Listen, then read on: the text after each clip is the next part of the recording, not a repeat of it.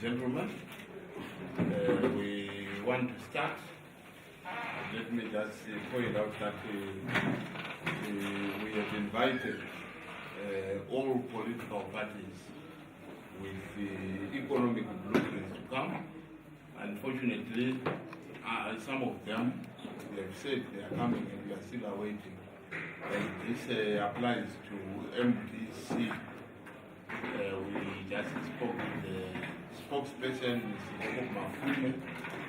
Even it's the PDP, that is the People's Democratic Party, they said they are coming, but maybe they will find us in the way. People first are informed that they just phoned to say, no, we can no longer come, it's high level political debate, so we cannot be there. That's what they've said, and I hope those who do stories will be able to do stories on this. It's about engagement. We simply wanted to engage. However, we are happy that our colleagues in civil society, the Crisis in Zimbabwe Coalition, who recently launched an alternative economic recovery blueprint, the Zimbabwe Social Market Agenda for Recovery and Transformation. The Zimbabwe Social Market Agenda for Recovery and Transformation are here. And we have Mr. Musquelando is going to speak to that particular document. Then let me also introduce Mr. Takura Changaza to my left, to my right, sorry, who is an analyst, and his brief is to look at the different economic blueprints and then giving a critique of them from his perspective. I don't know which perspective he is going to look at things, but it will be for you to judge. So basically what we are having for now, I think, is the Zimbabwe Social Market Agenda. And I think you will speak to it, as you will also speak to build. And this whole phenomenon of having these catchy phrases for economic blueprints, build, juice, juice, arrest, those are the blueprints we have. And you want to speak to that, this case, you go to the American history, maybe they will just give the names of people who authored the document. For example, we have the Marshall Plan and so on and so forth. But here, on the other side, we are having this catchy, build, what. So, I don't know, maybe let me start with Mr. Musquelando, then after that, Takura will come with discussing. Okay. Yeah, we also have Dr. Petsai Ruanya. He is also going to be tackling the issue of Zim Smart. It's Zim Smart. Zim Asset versus Zim Smart. So they are talking about smart economic intervention, smart economic recovery. I don't know if an economic recovery is smart. How will it be? So maybe we start with the Dr. Ruwan. So it was a matter of introduction. He is also going to help us in discussing these issues. Morning, everyone. I think today we will take a different approach in deliberating the Smart document. Those who are aware that we launched this document, I think about 2 weeks ago. I think it was the film. We looked largely at the contents of the document, but today we also want to get into the ideology behind the Smart document. As you are all aware that the Zim Smart document is an alternative economic policy blueprint built upon what is called a social market economy. So what we might want to understand is what is a social market economy in the first place. We posit that social market economy is actually a form of market capitalism with a social policy. It is combined with the social policy and emphasizes around social insurance. So here we have a fusion of laissez-faire policy frameworks and socialist economies. And this is largely inspired by ordoliberalism and social democratic ideas. Social capitalism is a theory or political philosophical stance challenges the idea that capitalism is actually inherently antagonistic to social goals. Yeah. So we actually posit that our ideological underpinnings of our document, they actually take into consideration the people, so to speak. Then why did we decide to develop an alternative economic policy blueprint? I think this was after the realization that Zimbabwe synthesis document actually failed. And its failure is largely around its failure to recognize that constitutional democracy, the rule of law and economic development, they are actually mutually reinforcing, particularly in the 21st century. Then the second issue is also around that the issue of alternative economic policy blueprints has been largely political terrain. As Mr. Mzengi highlighted, we have numerous political parties that have developed their own blueprint. But we also wanted to come in as a watchdog of society and present our views and ideas on how to turn around the economic fortunes of the country. I will briefly highlight some of the failures of this massive document that prompted us to develop ZimSmart. These range from policy inconsistencies, poor performing public sector, poor governance, limited focus, particularly on the governance sector or aspects. Then there's also limited capacity, funding capacity. And like its predecessors, such as Zimprest of 1998, it is bound to fail. I will not talk much about the economic crisis in Zimbabwe.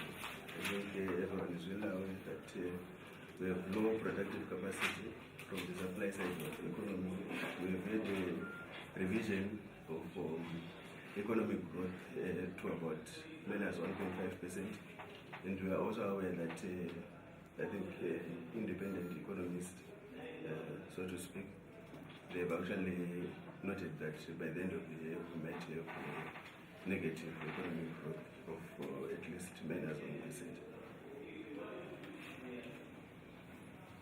Then our outline in terms of the economic blueprint, we actually look at 6 aspects. We look at constitutionalism, public leadership and governance as one sector. We also look at economic institutions. We also look at productive sector reforms, macroeconomic reforms, socio-economic transformation, and infrastructural reforms. On the macroeconomic front, we posit that Zimbabwe requires a proper, inclusive and human-centered macroeconomic environment with increased fiscal space, a high degree of competitiveness, a salubrious environment for domestic and foreign investment, a strong export economy, and high degrees of innovative capability. Here we highlight that the state must be in a position to play its facilitator role. And I think that's a very important aspect of our Zimbabwe document, where we also acknowledge the role of the state in the economy. Unfortunately, we don't have PowerPoint I could have shown you some slides in terms of the macroeconomic indicators from 2009 to 2014, where we are actually looking at growth rate, I think decreasing up to about 3.1% by 2014. And like I indicated that at the end of the year, we are most likely going to have a negative economic growth rate of minus 1%. Then also in terms of external debt, I think from around 1998 we have had a serious increase in terms of external debt.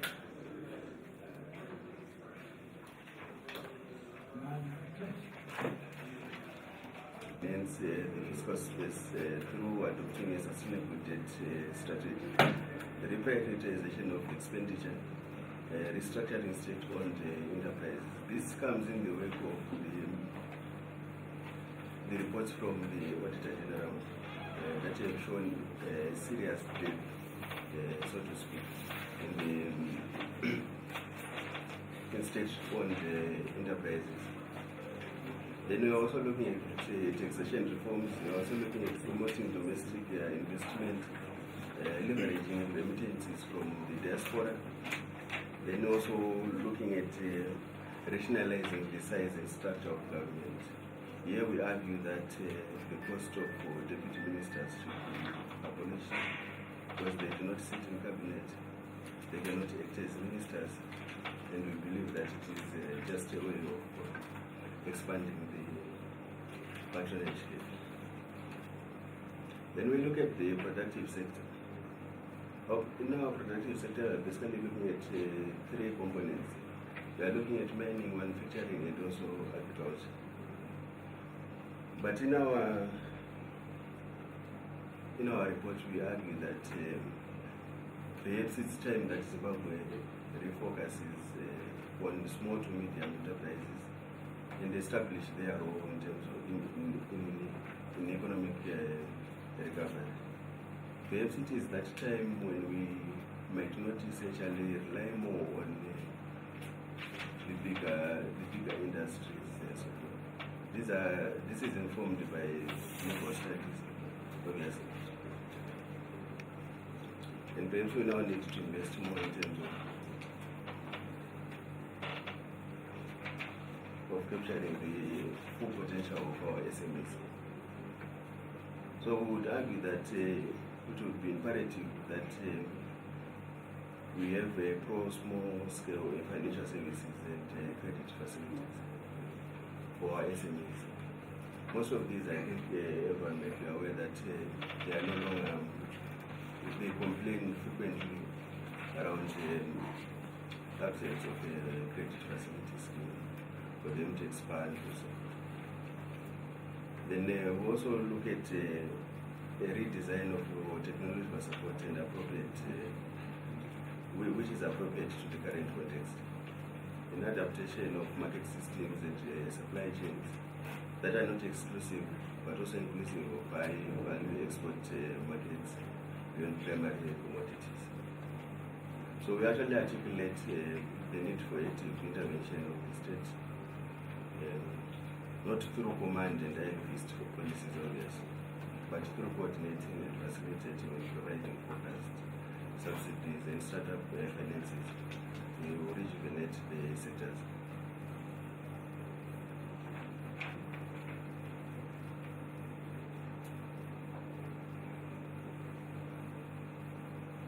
So we look at the next element, which is infrastructure.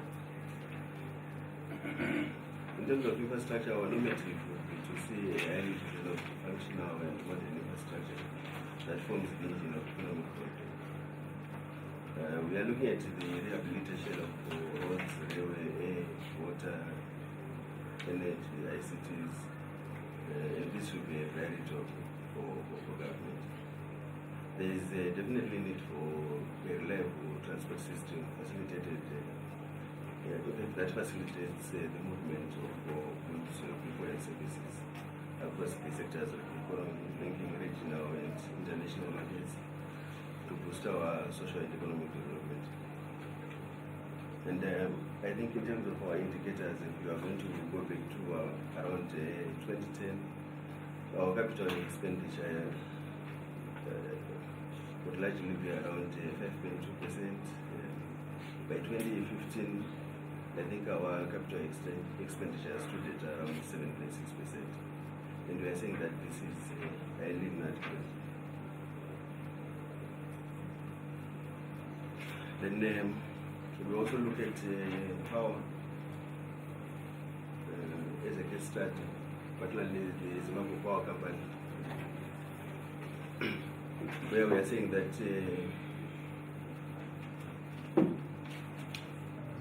the company is underperforming, it is failing to meet demand for electricity, and we would look at the period January to March 2015. For January, I think we were able to produce about 1,465 megawatts. Then by the end of our overall shortfall will stand around 758 megawatts. I think this would also account for the current power cuts that are behaving in our country. And obviously around that would obviously also prompt a more in-depth discussion around whether do we really have a shortage of water at Kariba, or we actually have increased our exports on electricity, or an increase in exports. That in that case also means a decrease in local supplies.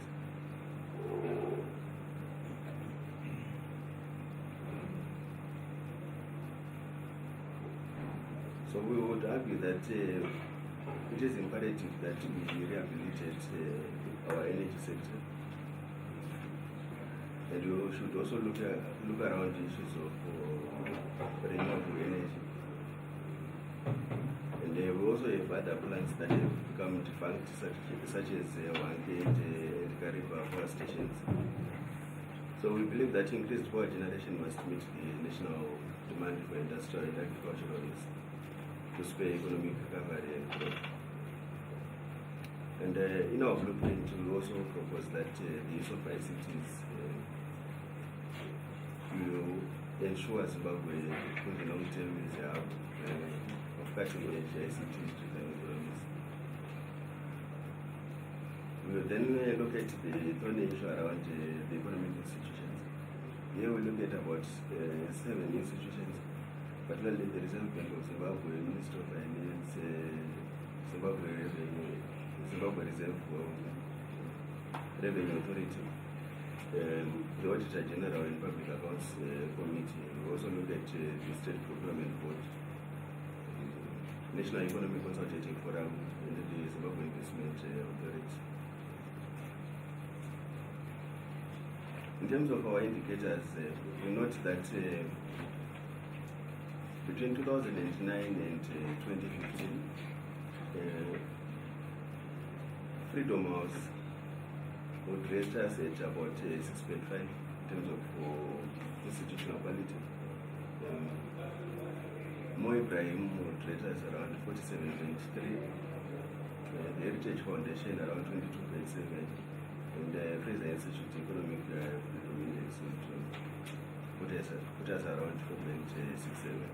But I think the bottom line here with these statistics, despite the fact that they vary in terms of their ratings, would be to note that our ratings are below 50. We should do. So, in terms of our economic institutions, we would actually advocate for the creation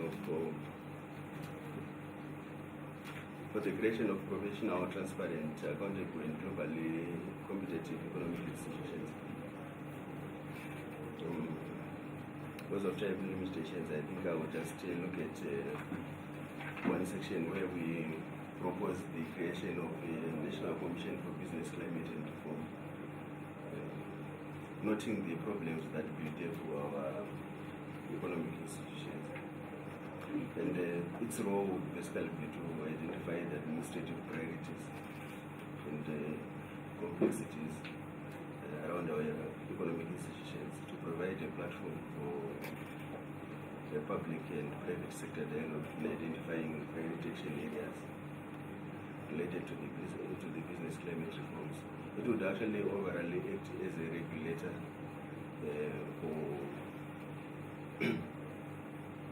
for our economic institutions. The other sections I think we will discuss as we go forward. Okay. So I thank you, Mr. Dima, for the invitation, but I'm here to support my colleague, Mr. Orlando, and to applaud the Crisis in Zimbabwe Coalition for bringing this document into the public realm for discussion. I think the role of this paper is to put across ideas, to produce information, and to produce knowledge on the alternative way of doing things. I know that colleagues will say, so what about this document? What will you use it for? Are you in government? How will it become public policy? But those who shape ideas, over 100 years of the sociology of ideas, how ideas become part of shaping state administration, public administration, issues of transparency and accountability. They don't just come from the air or from the tree. Some people sit down to produce these kind of documents, and on that basis, I take it as a huge stride on the case of the coalition. Others would say, but who is Zamshia to come up with an economic blueprint? But I would equally ask who is Moyo to come up with this message.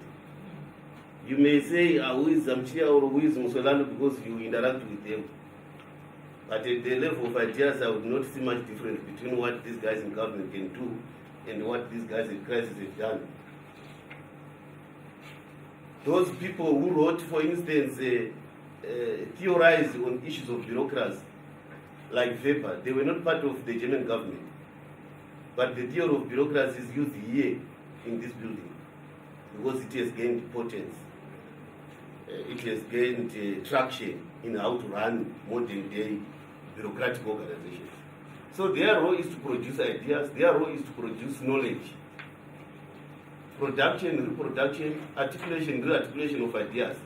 And it is up to us, it is up to state institutions to see what they can take and what they cannot take in terms of addressing the socio-economic problems that we face. But just a few points on the fundamental difference between this document and the government document.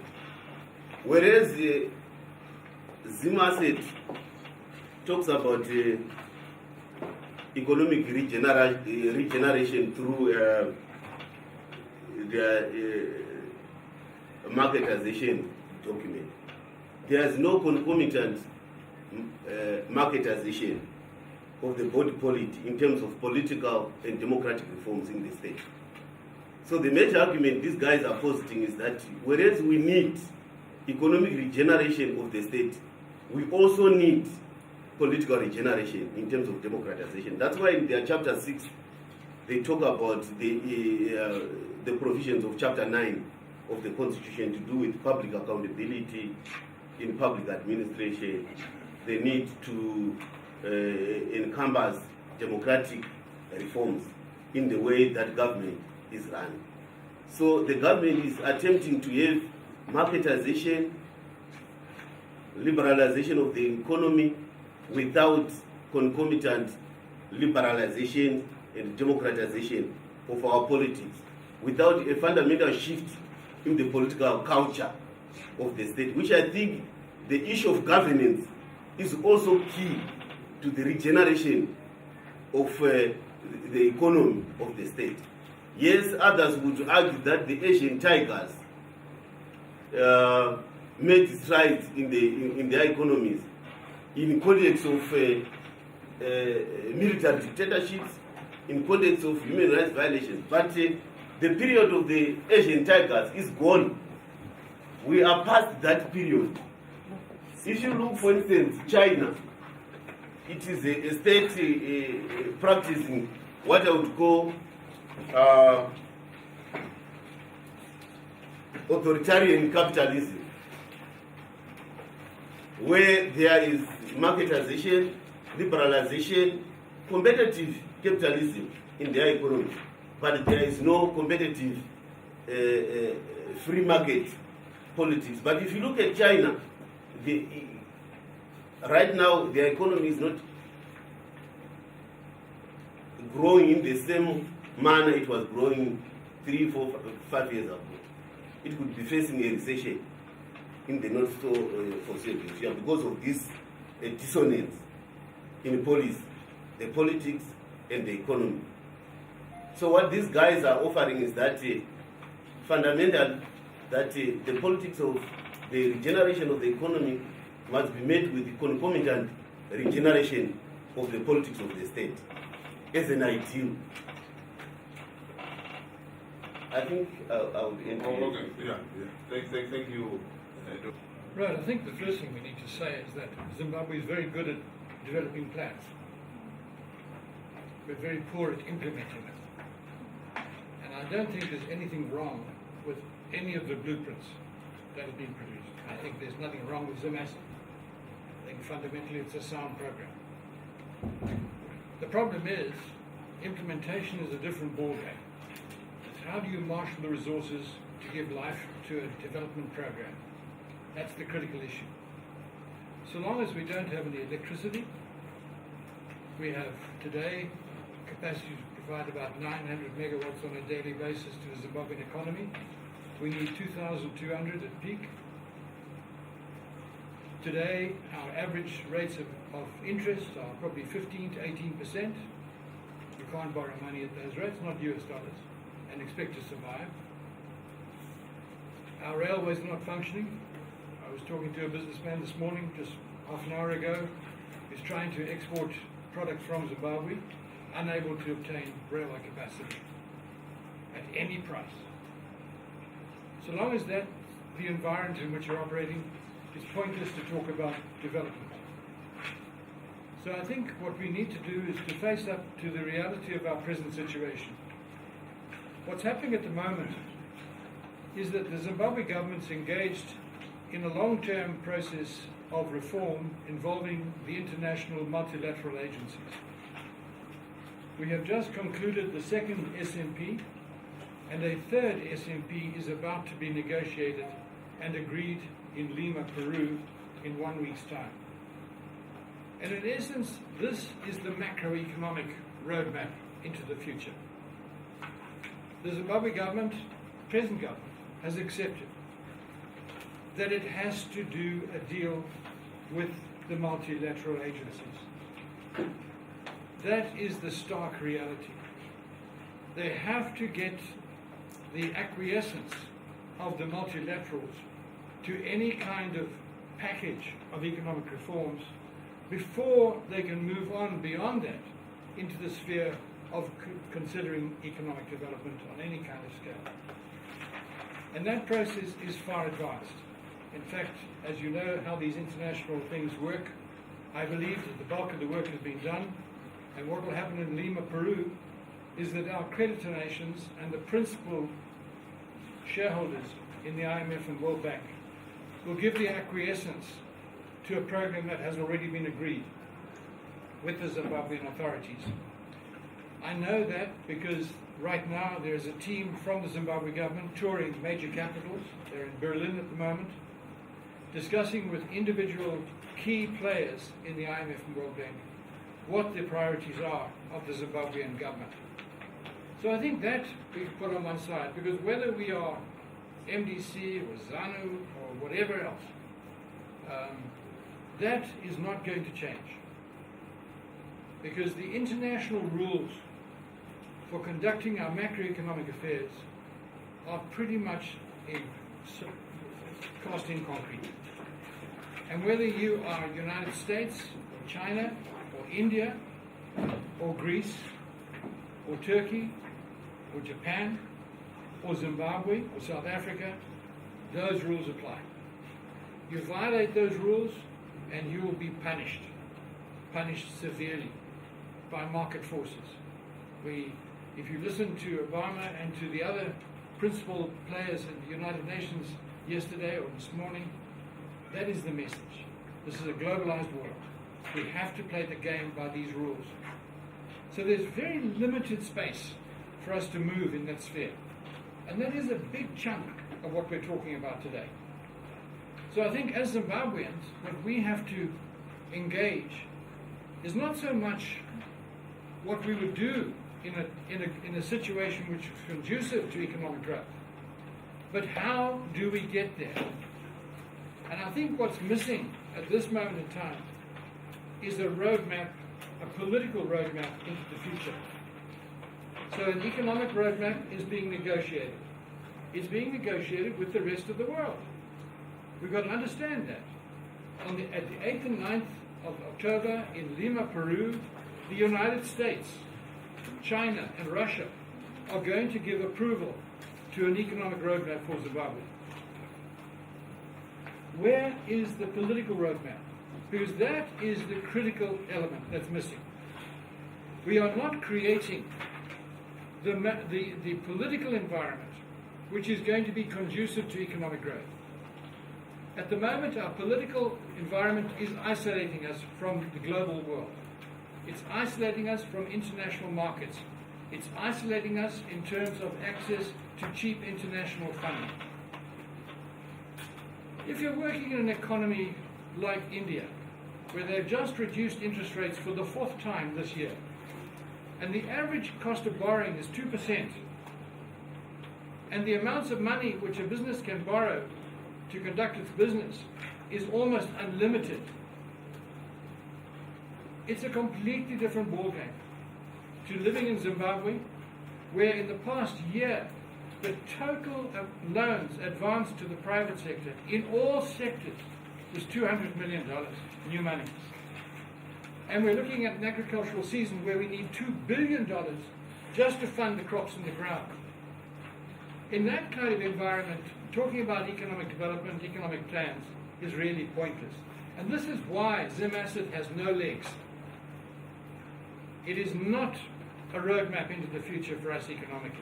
It cannot be, because it requires vast amount of money to drive it. So the question is, how do we get into that world? And the answer is politics, politics, politics. We have to. When President Mugabe went to China in August last year, the President of China said to him 3 things. We will help you providing you do 3 things. And those 3 things, I think, remain the key today. Number 1, political stability. Where is the succession? If there's no succession plan, there can be no guarantee of stability for this country. And if you can't guarantee stability, nobody is going to invest. It's a sine qua non. The second issue was get your economic policy right. And the point that the president, that the leaders of China made to Mr. Mugabe was, if you're fishing in the river and you're not catching fish, meaning you're not attracting investors, it's not because there aren't investors in the river. It's not because people don't want your platinum, people don't want your iron ore, people don't want your chrome. Of course they do. It's because your bait is wrong. You're not catching fish because you're not using the right bait. You've got to get your economic policy wrong. And whether you are in favor of indigenization or empowerment or anything like, you've simply got to answer the question, why does it not catch investors? Why is it not attracting investment? And the answer to that is simple. Who is going to invest $100 and be left with 49 and no control of the business? You need to be crazy. And there aren't many crazy businessmen out there. There are not many stupid people who are going to invest in a country like that. And none of them are Chinese. And that is why the Chinese are not investing in Zimbabwe today. is because we have not got the economic situation right. We've not got our policies right. Get them right, and then you'll see growth. And the third thing that the Chinese said to Mr. Mugabe was, you have to fix your relationship with the West. You can't go on cussing the Americans and expect to get away with it. The other day, the Standard Bank of Zimbabwe transferred some money from Zimbabwe overseas on behalf of someone who was on a list in the United States. The Americans reacted savagely. They suspended Standard Bank, one of the biggest banks in the world, from trading in US dollars in the United States. And if you go to the Standard Bank today, here, you cannot use a credit card. Now, whether you like the Americans or not, whether you object to this kind of power, their reach is massive. Yesterday, the Americans announced that the ANC in South Africa had received 250 million rand bribe from Hitachi for 2 power stations that Hitachi was building. Just the day before that, the prosecutors in Switzerland were interviewing the president of ZIFA, pushed by the Americans. The reach is massive. And you can't ignore them in the global world in which we live. You cannot expect to develop Zimbabwe. The Chinese said to Mr. Mugabe, without the Americans. The Chinese leadership said to Mr. Mugabe, in 3 weeks' time, Mr. Obama is going to be sitting where you are sitting. And we are going to be talking business. Serious business. Where are you? Where are you? Zimbabwe, 12 million people, a GDP of 13 billion, the size of a village in Europe. And you're poking your nose at the rest of the world. And you think you can get on in the world. They said, fix your relationship with the West. So those 3 things, I think, remain the fundamental issues. And how do we do that?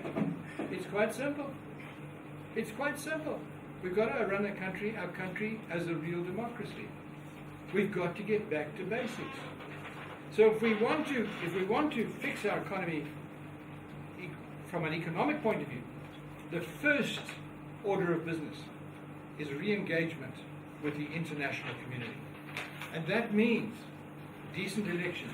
It means respect for property rights. So long as you are bunjering people off their farms, so long as you are not paying farmers their compensation for the farms that you've taken, you can forget engagement. So long as you have indigenization, which means 49% is left in the hands of the real investor and 51% is taken by some cronies of Robert Mugabe and others, forget economic development. It simply won't happen. It simply will not happen. You've just got to look at Zambia, you look at Mozambique. Mozambique last year, $5.7 billion of new investment in Mozambique. Zimbabwe, $370 million. That is what's wrong. That is what's wrong. And I think once you've fixed the political agenda, once you've paid the price of re-engagement with the international community, and that means doing a deal with Obama. Forget Cameron. You have to satisfy Obama that we're behaving like decent human beings. And until you do that, there's no engagement. I'm not saying that Obama holds a monopoly on global power. Of course not. But Obama is the one leader in the Western world who has been very consistent on Zimbabwe. When Europe was saying to Zimbabweans, we're going to relax sanctions, we're going to take people off the list, we're only going to keep Robert Mugabe on the travel restrictions, Obama extended his list and said, you haven't done enough. In fact, you haven't done anything to justify a relaxation of restrictions. And I think that is the first order of business. Once you've done that, let me tell you, the world is at our feet. We will not have to worry about economic growth. We will not have to worry about jobs. We are rich beyond imagination. But look at what we did with Merenki. At Merenki... What? House. At national level, Gono Tugu house and say I'm building, what is it, home gate or home something, home league, and built nothing, and put a few soldiers and judges in the houses that were built using diaspora money. So the diaspora does not trust Zimbabweans, both at a local level and at a government level.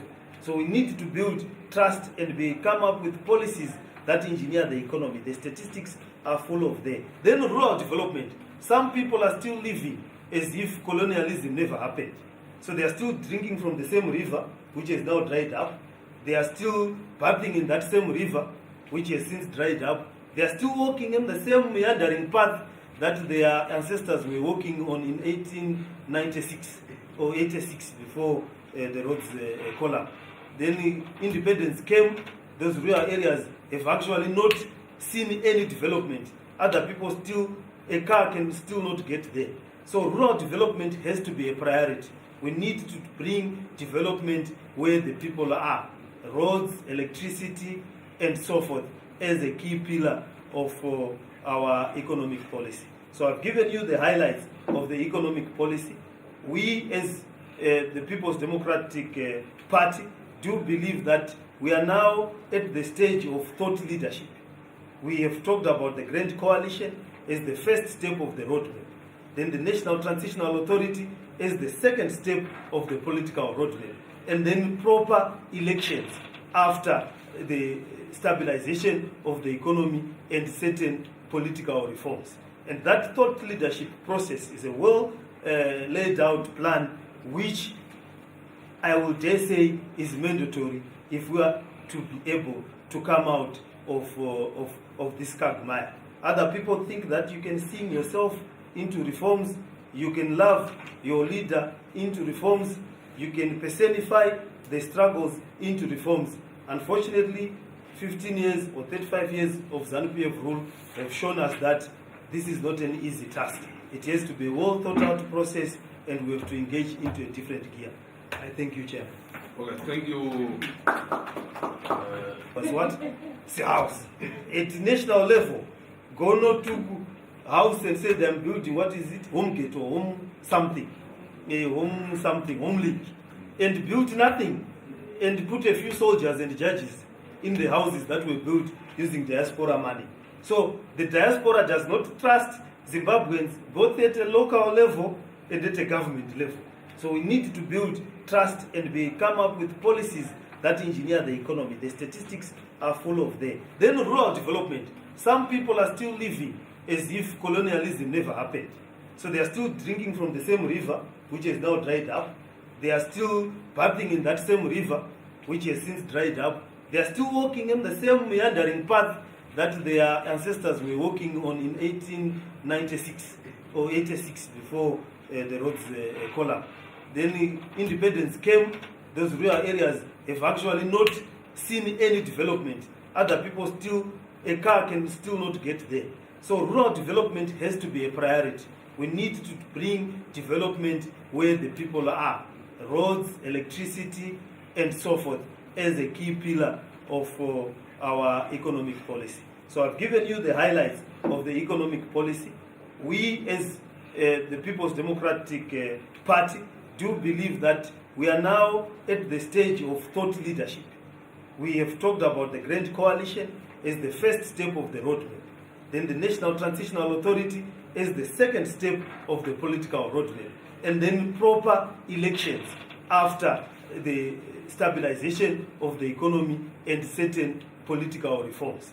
And that thought leadership process is a well laid out plan which I will dare say is mandatory if we are to be able to come out of this quagmire. Other people think that you can sing yourself into reforms, you can love your leader into reforms, you can personify the struggles into reforms.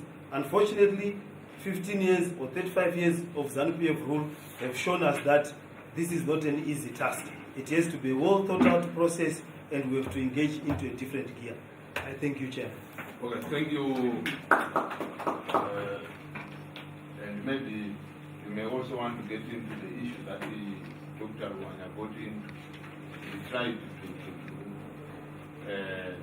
to raise issues about civil society, also drawing economic blueprints, which probably will put people in a difficult situation. Because people cannot ask Dr. Ruhani and other guys from Christ what they are going to do. They are simply proposing, but it's different with maybe Comrade Mafumi. They are saying if we get into government, we will do this. When we get into government. Yeah, when we get into government. But that's not the case with civil society. They cannot be asked to, oh, what did you, what are you going to do, or something like that. Okay. Thank you, Comrade Chad, for the rather lengthy preamble to my own presentation. I think the first thing is to also thank the Media Center for holding such a discussion forum. I hope that will expand it to other cities or other localities, because we need to discuss the national economy. And it's a very important subject because it is rarely discussed from a very honest perspective. It is normally actually politicized, hence we have so many blueprints which are primed towards winning an election or giving the impression that the political party is organized enough to pursue and get political power. There are a number of economic blueprints that are in existence at the moment. The most important one is the one that is the government, which is the Zimbabwe Agenda for Social/Economic Transformation, also known as ZIMAS. The main opposition's juice is also referred to, and I have to read it for you.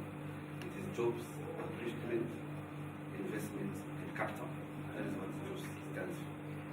Then there is what has been referred to as HOPE, that is from the PDP, that is Holistic Program for Economic Transformation. And then there is the MTC. I hope you remember that party, it exists. It has its own economic blueprint called access to resources, control, transformation, innovation, organized institutions, indeed, new technologies and sustainability. The short abbreviation or term for that is called actions. Okay, so if you put access to resources, control, so and then it becomes actions. And then you have the latest blueprint, which is not necessarily a party document. It is an individual politician's document, which is called BUILD, and it's from the former Vice President Joyce Mjulu. It is called, this stands for Blueprints to Unlock Investment and Leverage for Development. Now, these documents have been presented to the public mainly through the media. And the reason why they've been presented to the public, there's another one, which has, but this is from civil society, which Comrade Tulani and Comrade Tulani were outlining. And this one is called ZimSmart, and this stands for Zimbabwe Social Market Agenda for Recovery and Transformation. This one is less political because it is coming essentially from a pressure group, which is outside of political pursuit of political power. But it has the right to go to government and the right to establish its own alternative policy documents. But the main reason why the political party blueprints have been presented by the media is because they are primarily top-down. They are not necessarily arrived at from widespread consultation within either party structures, let alone public views concerning economic blueprints. They are essentially stemming from boardrooms or from comrades who, because they are either experts, international finance people, or comrades who want to please what they call investors. They write it down and you endorse it, either through the media or the party president tells you those are good times. In Kashoma, if you've noticed, very rarely do Zimbabweans discuss the economy in relation to what the people want. They want to discuss it in relation to what the experts says, or what the World Bank says, or what the IMF, International Monetary Fund, says. And it's a very peculiar trait because for the majority of opposition parties, the very fact of their existence, the very fact why they were formed, is because of economic policies that affected the general populace under the Economic Structural Adjustment Program, as funded and sponsored by the World Bank and the International Monetary Fund. It's very ironic. Because when you look at all of these blueprints, they have one common trait. They are all neoliberal. And let me explain what neoliberal means. It basically means they're saying the state has no role in providing basic services. Essentially, we should let our societies be run on the basis of free market economics. And it's a very important point here, because the neoliberal aspect, if you view it historically, you find that we're repeating history. It's a very important point. All of these documents, including the Crisis in Zimbabwe Coalition, are essentially free market policy frameworks. And this is a repetition of history via economic structural adjustment. And I have to mention that if you try to differentiate, you'll find keywords. Zimassets, Zimsmart, hope, actions, and build. You'll find foreign direct investments as a key phrase, public-private partnership as a key phrase, and you'll find property rights as a key phrase, and you'll find the market as a key phrase. You'll also find that the one key difference between the mainstream opposition document and the Crisis Coalition document with Zimasset, and as they've correctly cited, is that the Zimasset does not mention the phrase democracy and good governance. That's not in Zimasset. The assumption, I assume, is that government thinks it's legitimate.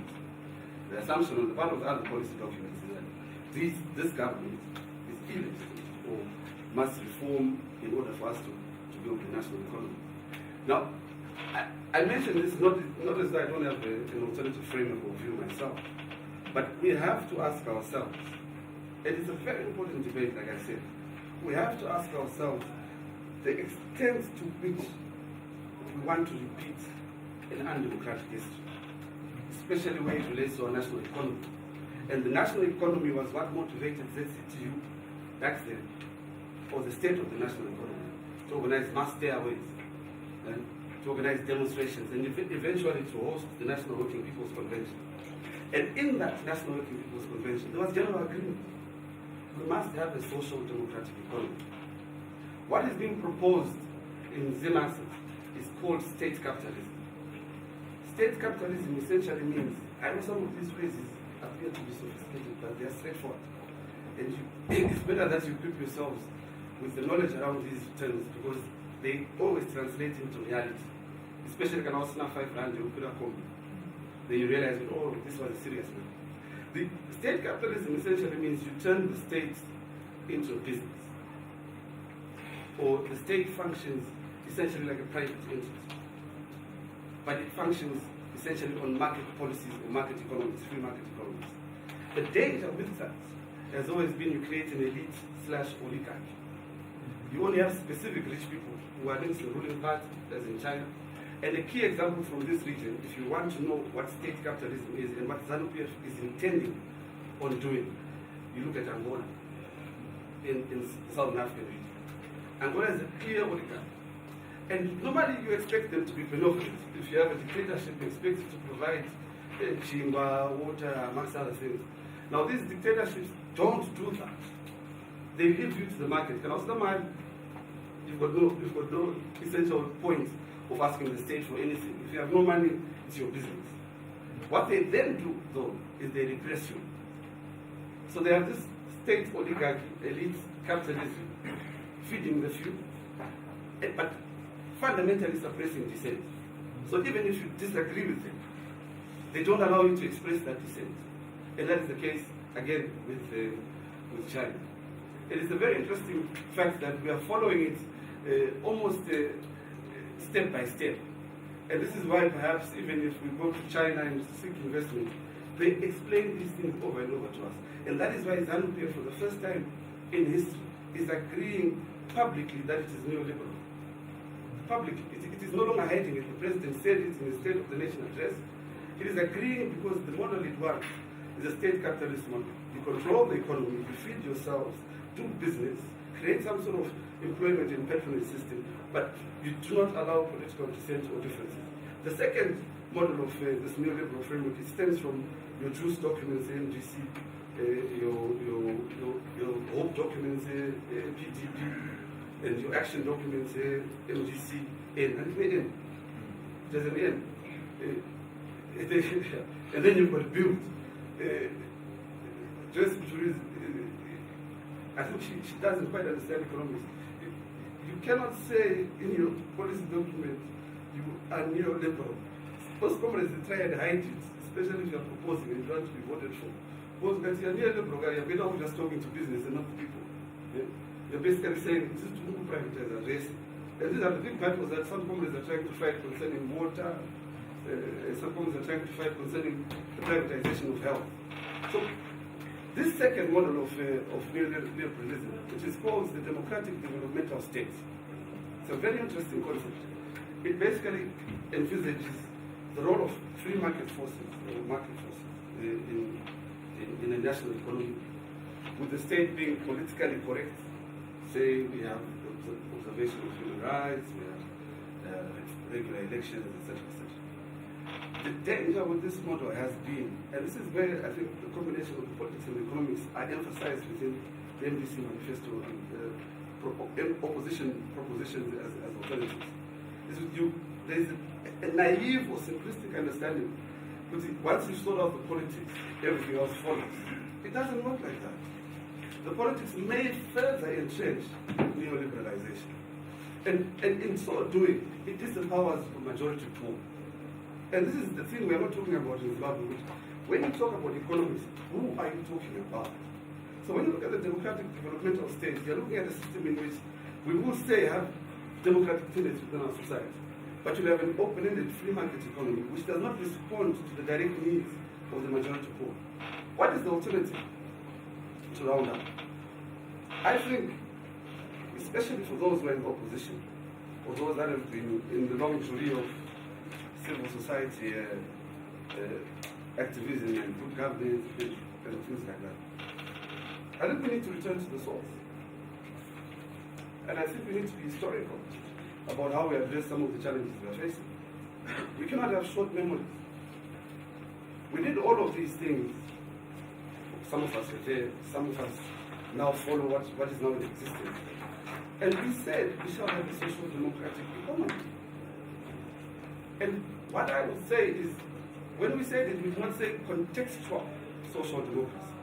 And most of these manifestos, when they do mention social democracy, particularly even the former Minister of Finance, when he made his budget presentation, I think twice, he did three or four, a former budget presentation. He kept mentioning social democracy, but doing exactly the opposite in government. We need to have a contextual social democracy that says everybody has a baseline. Everybody, whatever you want to do, you can do it after you are able to go to school. You must all have that right to education. You must all have that right to water. You must all have that right to housing. You must all have that right to public transport. You can then become a businessman, you can become a loafer, you can become whatever you want to become, you can become a journalist, but with that right and lifestyle sorted. Students, you can have your payouts, your government grants. What has been happening instead? Is their versions of democratic developmental states or neoliberal economics has been, why don't we do public-private partnerships? For example, an example of public-private partnerships right now is water. And this was started not necessarily by ZANU-PF alone. It is also being run by NBC councils. And these are the battles of ANACRA, HRT, amongst others. You privatize water by pretending you're putting a meter on it. Essentially what you're doing is you're saying, where your money runs out, your ability to access water also runs out. But it's a public-private partnership, because we are going to hire a private company from South Africa, which we pay money to provide these meters. And once we hire them, we pass on the cost to you, the citizen. That is why, for example, your toll gates, if they were $1 for your car, because we subcontracted the company to assist us with our roads. But then the company says, what do? We increase it, we double it. From $2 or from $1 to $2, or from $4 to $8. And this is the essence of the new thinking around this, around these blueprints. They're in common agreement, they're in common concept. That is why they say, look, we have no big problem with Zimbabwe, or they will never really say, the one thing they'll pick out is the politics. It's always key, because there's agreement. So to conclude, I think, look, the debate has to be broadened. The debate has to become less about experts. And the debate has to be very historical. From the liberation struggle, most of our aspirations were social democratic. Zimbabweans have been an innovative society. Before the coming of the white man or the settler, we did buy and sell goods, even for a profit. But we're the baseline. Everybody ate. Everybody had water. Everybody had access to education of one sort or the other. And this is our biggest challenge now. To remember that you must have a people-centered economy that has a baseline. You must have a people-centered approach to national economy. They were schools, they were not conventional like what you assume they were schools. They were schools. So, and this is part of the historicity of some of these activities. They are schools, and there was schools.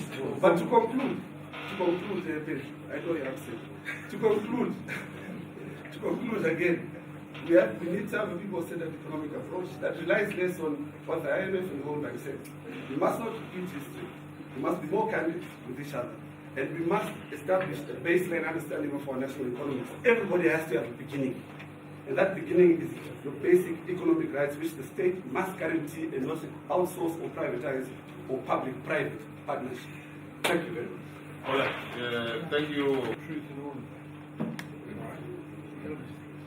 And the reality is that working in the global village that we live today, your choices are actually limited. Okay. We can't go back to Mzilika. And I know that in traditional Shona culture, there was no doubt all those elements. It was very democratic, extremely democratic.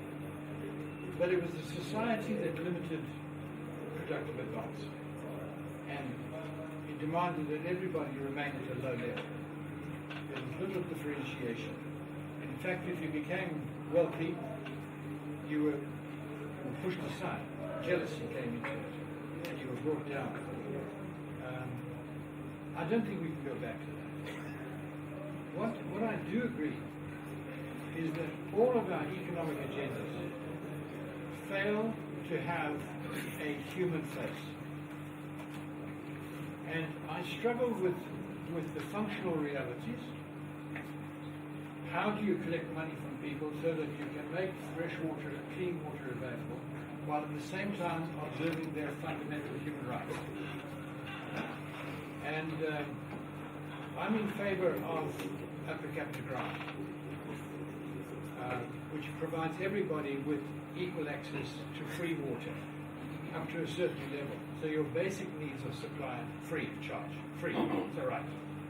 But if you want to use municipal water, which has been pumped 100 kilometers, which has been purified, and you want to water a garden, you will pay. You will pay. And if you want to do like me, water my lawn, I pay big time. So for my first 10 cubic meters, I'll pay $1.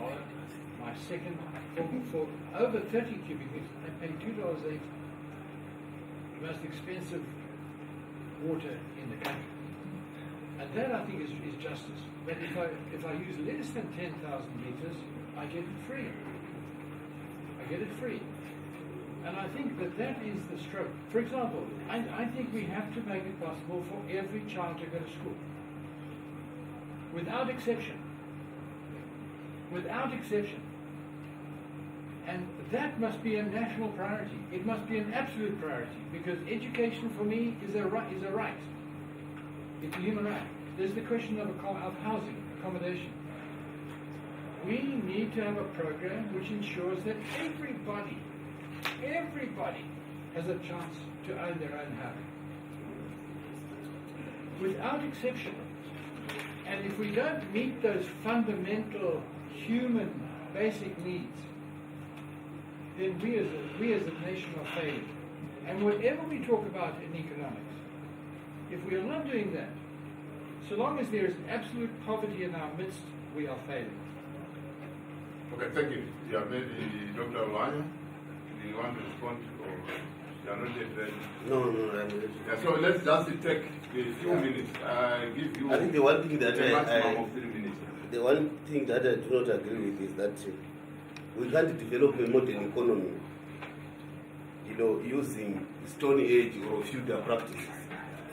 The world has changed. If we agree that the political economy of the state has shifted, even from the period of feudalism to where we are today, it means that we have to fashion our policies in terms of the prevailing global economic politics. So if you want to change and reform the political economy of the state, and you want to use a Stone Age or a feudal lens, it will not work. In fact, what is presented could be better than the alternative, which goes back to the old Stone Age and feudalism, in opposing the actual state. But most fundamentally, my big point is the issue of where it talks about state capitalism. And you want to say state capitalism does not necessarily mean that there is concomitant authoritarianism. What happens in China and what is happening in Zimbabwe is authoritarian capitalism. And there's a huge difference between state capitalism and authoritarian capitalism. If you think state capitalism is no democracy or there's no democratization within a state, then there's a problem. Zim Asset is a policy that is operating within a purely authoritarian oligarchy, and it has no veneer even of democracy. So it's not state capitalism, it's authoritarian capitalism. The same applies to China. So it's not state capitalism for a start. So there has to be a difference between state capitalism and authoritarian capitalism. And what happens here is authoritarian capitalism, China, authoritarian capitalism. There are examples even in Western Europe where this issue of pragmatism. If you look at the government of Angela Merkel in Germany, it's leaning towards the right, but it has still social networks for citizens. You look at the issue of refugees, what they are trying to do. Those are not policies of a far-right political party. So the issue of pragmatism, that's what the Chinese are using. But fundamentally, the point is state capitalism and authoritarian capitalism are far two different things. Okay. Yeah, well, I think there might be liberal elements or neoliberal elements, as you like to call them, in our policy. But at its heart and the core, it is a social, democratic policy, where those elements that veer towards neoliberalism we shall uproot them savagely, so that we are true to where we ought to be. We are going through the consultation process where we are consulting, but we are very clear. Issues of water meters, we don't want. We were lied to that electricity meters will increase the electricity, but they've reduced the electricity, these meters. So the efficacy of metering or prepaying of anything is to us has become a huge problem as a party. So we no longer want to prepay for anything as a party. If you want to improve collection, it's very easy. Improve your collection methods of billing. Get the meter which is maybe not smart, but which is able to accurately reflect what someone has taken. It's like at a petrol station. That meter is very accurate. It puts fuel in your car first, and then you pay immediately after the tank is put the fuel. Which is, I think, what a normal and civilized society should be able to do.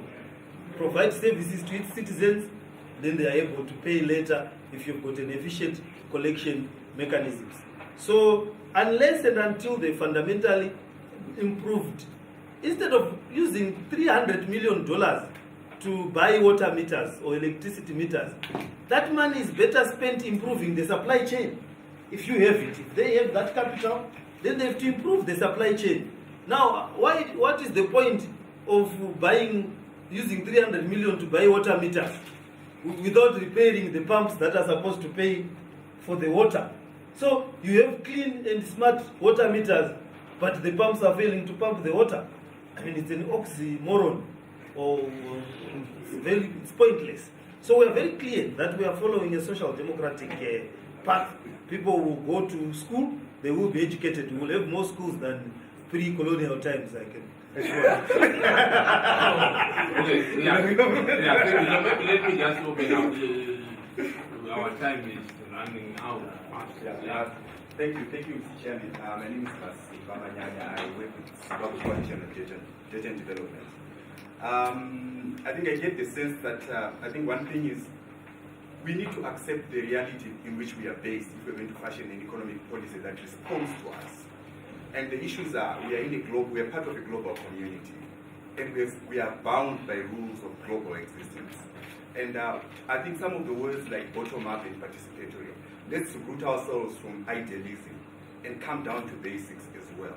And the issue that came out here very strongly is that the politics of Zimbabwe is standing as an obstacle in the way of our economic recovery. It's a very simple and straightforward fact. And now the problem now, for actioning purposes, as far as we are concerned, is how do we dislodge that political obstacle? That's because we cannot go anywhere as far as the economy is concerned until this obstacle is removed. We were attending a workshop a month ago with parliamentarians organized by Zimbabwe, where the law and order authorities came out very clearly to say they are now constrained as far as handling the corruption issue in Zimbabwe is concerned. They came out clearly to say we can no longer go as far as we would like to go. We're talking about ZRP. We can't pursue some of the thieving cases.